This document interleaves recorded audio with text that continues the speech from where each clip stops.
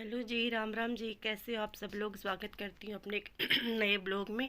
और जी आज मैं आपको बता दूँ, हम लोग जा रहे हैं खाटू श्याम जी के दर्शन करने। जो खाटू श्याम जी के बारे में जाते होंगे उनको तो पता ही है वहाँ की महिमा का, खाटू श्याम जी के चमत्कार का। और जो नहीं जाते हों तो प्लीज़ आप लोग भी जाएं और दर्शन करके आएँ। बाबा आपकी हर मनोकामना पूरी करते हैं। तो मैं अपना एक किस्सा बताऊँगी आपको खाटू श्याम जी का, जो मेरे साथ इस बार हुआ।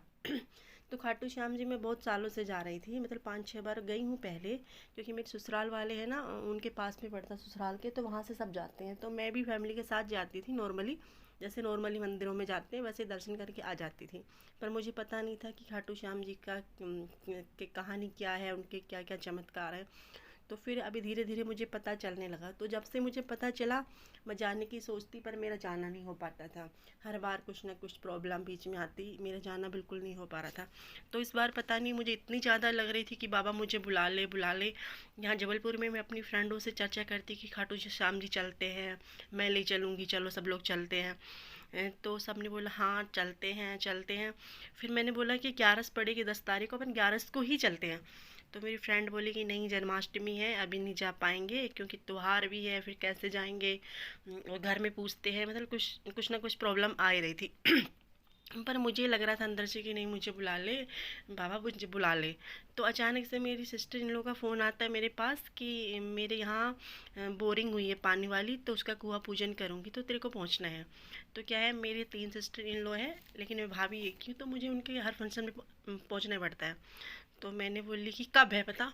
तो उसने बोली कि 10 तारीख को है, तू कब आ जाएगी।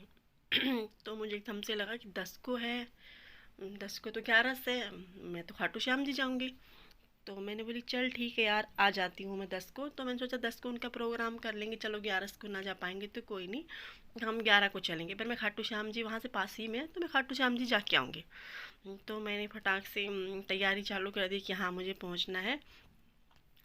मुश्किल से 15-20 मिनट बाद फिर से फ़ोन आता है मेरी सिस्टर इन लोग का। तो वो मेरे से बोलती है कि सुन, तू 9 तारीख को पहुंच सकती है।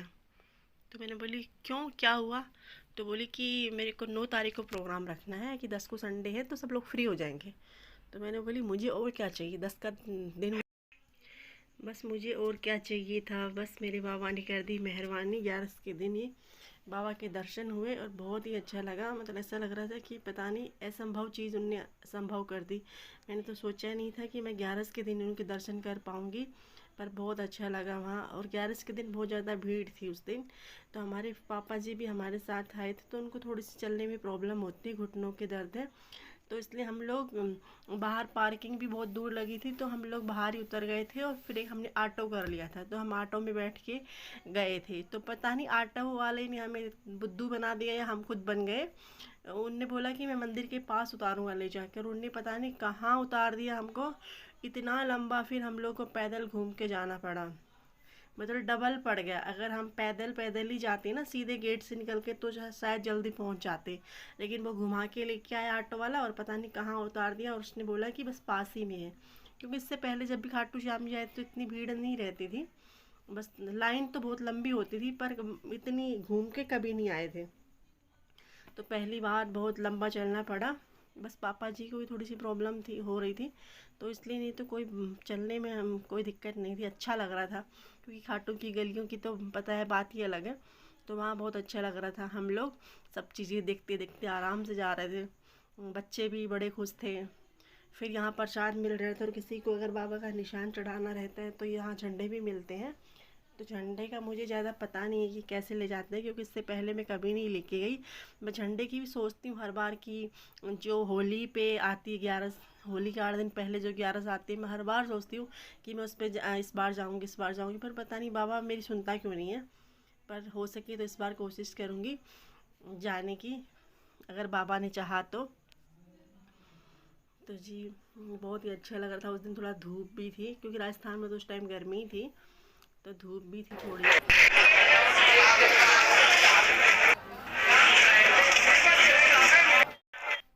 आगे चल के बिल्कुल भीड़ से दिखने लगी, तो हम लोग को लगने लगा बस मंदिर अब पास ही में आ गए हैं। पर यहाँ भी एक कंफ्यूज था, दो रास्ते जा रहे थे, एक जा रहा था श्याम कुंड को और एक मंदिर को। तो वही हमें लग रहा था कहीं ऐसा तो नहीं हो हम श्याम कुंड की तरफ जा रहे हो। फिर हमने बीच में पूछा उनसे, तो उनने बताया कि नहीं, श्याम कुंड उल्टे हाथ की साइड है, सीधी हाथ में जाएंगे तो मंदिर पड़ेगा। तो इनने भी वैसे गोल गोल रास्ता बना रखा था, घूम घूम के बहुत लंबा रास्ता पड़ा हम लोग को वो। पर ये बहुत अच्छा लग रहा था, बस थोड़ी सी पापा की टेंशन हो रही थी, नहीं तो हम लोग को तो बहुत सुकून मिल रहा था। वही हम पीछे रह रहे के पापा को देख रहे थे कि पापा ठीक है। आगे भी ऑटो वाले मिल रहे थे कि हम छोड़ देंगे हम छोड़ देंगे। मैं बोले इतनी भीड़ में कहाँ ऑटो जाएगा अंदर।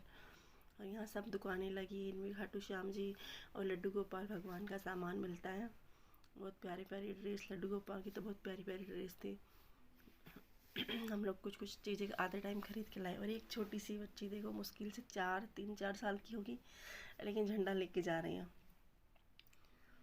और रास्ते में इतने लोग मिले थे, झंडे ले लेके जा रहे थे। रिंगस, मुझे लगता है खाटू जी से रिंगस 15-20 किलोमीटर होगा, वहाँ से लोग झंडा लेके चल रहे थे। मुझे लगता है वो रात में पहुँचेंगे यहाँ के।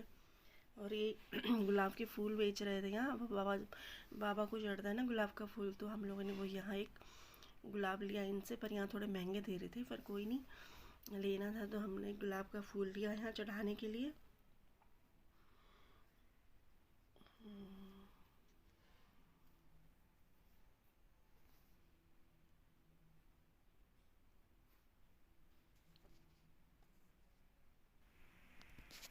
और मैं आगे जो मंदिर की रहेगी वहाँ की वॉइस ओवर नहीं करूँगी, आप खुद देखना बाबा के मंदिर में कितना मतलब कितना अच्छा लगता है वहाँ।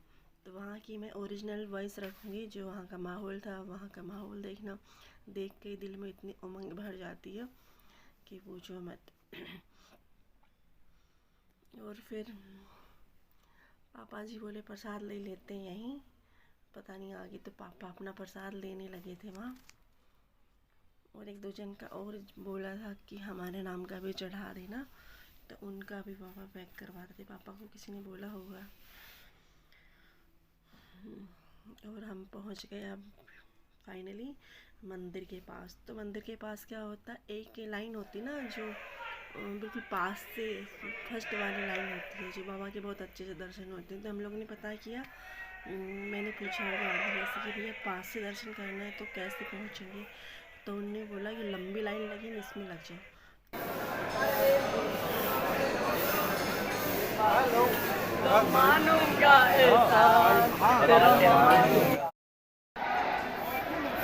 चलो निकलो निकलो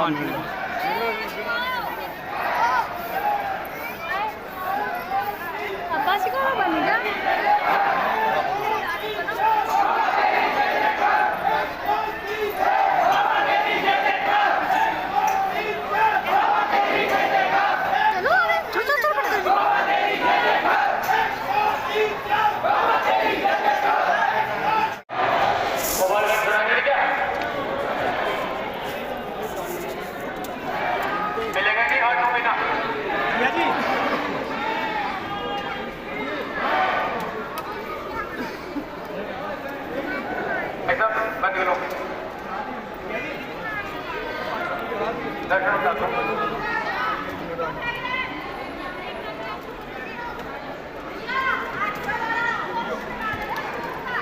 भाई बड़ो आगे